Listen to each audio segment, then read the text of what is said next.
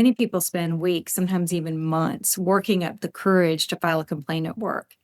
And then they make one mistake that can undo so much of the good effort they've already put in so far. They describe everything that happened to them in detail, but they never say what they want done about it. And I know for a lot of folks that can feel tricky because we're not sure what we're entitled to. But I ran HR as an executive for nearly 20 years, and I'm going to tell you exactly what happens to a complaint with no ask and the 7 things you should be asking for instead. It's not enough to simply describe what happened to you because a complaint with no requested remedy is the easiest complaint in the building from an HR perspective. The company now gets to define what resolved means. So, what resolution looks like when the company defines it is often something like, well, we spoke to him, we consider the matter closed. That is a real outcome, and that is one of the most common outcomes. So, a complaint is a record, not a conversation. The ask is the part of the record that measures whether the company actually did anything.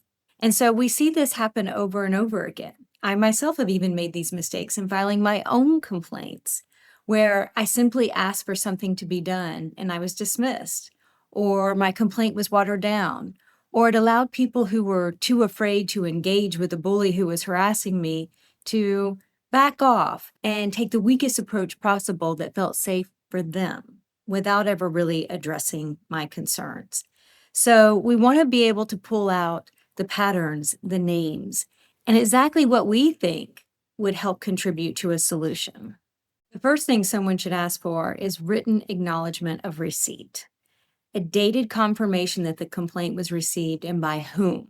This sounds small, but it's a timestamp that anchors everything that comes after, including any retaliation claim. And so you'll have your own record, of course, when you simply send the email, and you'll want to make sure that you keep that somewhere where the company does not have full control of it. Whether you BCC your personal email, snap a picture with your phone or the computer screen, keep some sort of record, but also ask that they respond as well. And then 2, you want a stated timeline. When will you hear back and from whom? You don't want to give them squishy outs. Let them reply with things like, we take this seriously. You want a date. If they will not give you a date, that tells you something. And now that refusal is in writing too. So HR is trained to keep things verbal for as long as possible. Every one of these asks pulls the process into paper or onto paper, which is where your protection lives. So with formal investigations into any complaint, it is important to pay attention to who conducts it.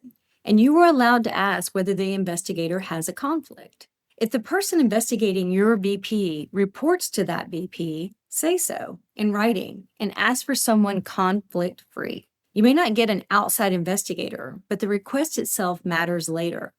It's already casting a little bit of doubt into the objectivity of having someone conduct a bias-free investigation or a neutral and objective investigation into someone that they report to.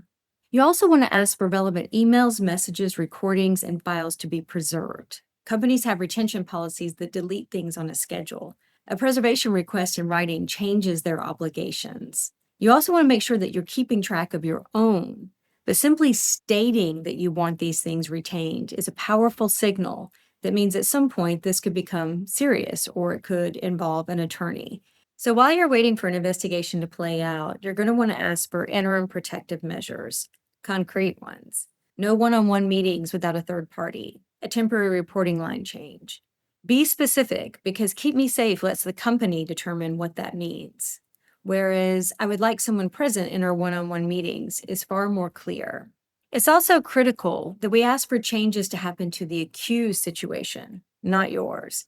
If anyone's desk is to be moved, it should be theirs. Changes to your role during an investigation can themselves be retaliation. So if they're removing you from projects that impair your ability to do your job, affect your ability to get a promotion, be sure to speak up about that and to take notes as well. Be sure to ask for a written anti-retaliation acknowledgement. Ask HR to confirm in writing that retaliation is prohibited and they will monitor it. This costs them nothing to give and costs them a great deal to violate after they gave it. Schedule changes, reassignments, and all kinds of smaller things count now. So be sure to pay attention to the tiniest of changes. Any of this could potentially count as retaliation. And last, be sure to be informed of the outcome. So put in writing that you would like to know this.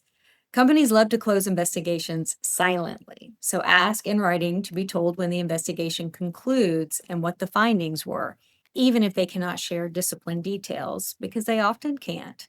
If harm has already landed on you, add restoration to this ask. If you received a retaliatory performance review, ask that it be corrected. If you were removed from duties, make sure that those are restored.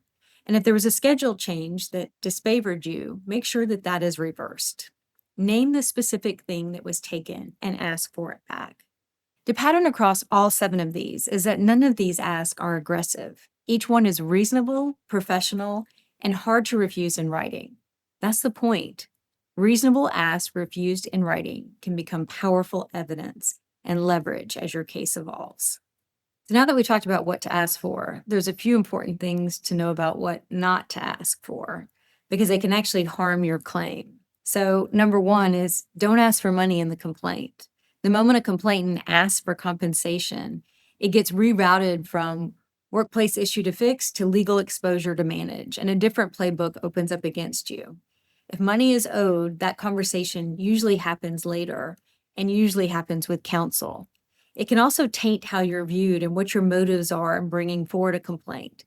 At this point, you want to show as calm and reasonable and well-intentioned. Asking for money too early, even if it may be owed to you, can taint that picture. Do not ask for the person to get fired. You probably won't get it, and it can frame you as an aggressor. Instead, just simply ask for the behavior to stop and for protection from retaliation. I would also avoid threatening with a lawsuit if you have not decided to file. Empty threats burn credibility, and documented, reasonable ask build it. Also, never demand total confidentiality. They can't promise it, and investigate at the same time. Ask instead that information be shared only on a need to know basis, which they can actually agree to. If you've already moved forward with a complaint and you haven't made an ask, don't fret. Nobody teaches this. There is no class. And the system is designed so that the first timer does not know the rules, whereas the company has run this play 1,000 times. Not knowing was never some sort of character flaw. The fix is simple, and it's oftentimes just one email. I'm following up on my complaint dated X and want to add the following requests. The ask can be added after the fact, and the record starts improving that day.